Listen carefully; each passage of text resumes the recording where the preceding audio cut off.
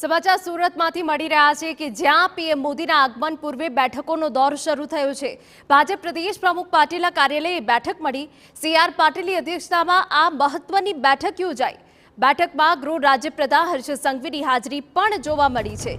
17મી ડિસેમ્બરે પીએમ મોદી સુરતના પ્રવાસે છે, ત્યારે આ સુરતના પ્રવાસ પહેલા બેઠકો કરવામાં આવી હતી અને આજે પણ જોયું કે જે રીતે અનેકો બાળકો દ્વારા સ્વચ્છતા અભિયાન મુદ્દે એક માનવ સાંકળ રચવામાં આવી।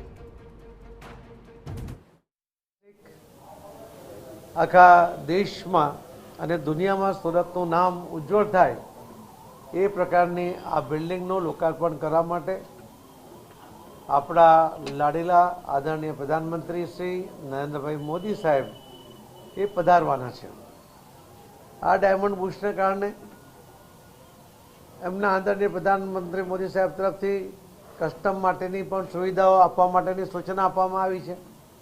કસ્ટમ ક્લિયરન્સ બધું અહીંયાથી થઈ જશે।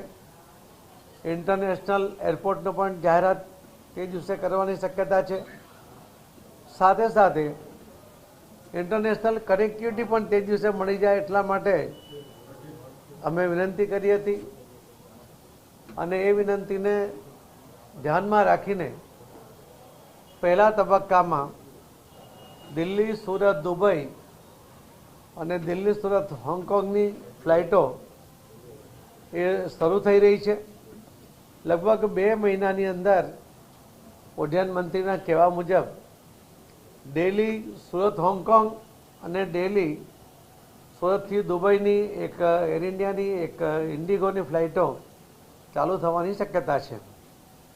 આ બંને ત્રણેય ફ્લાઇટોને કારણે સુરતનો જે ગ્રોથ છે એ ગ્રોથ જબરજસ્ત થશે।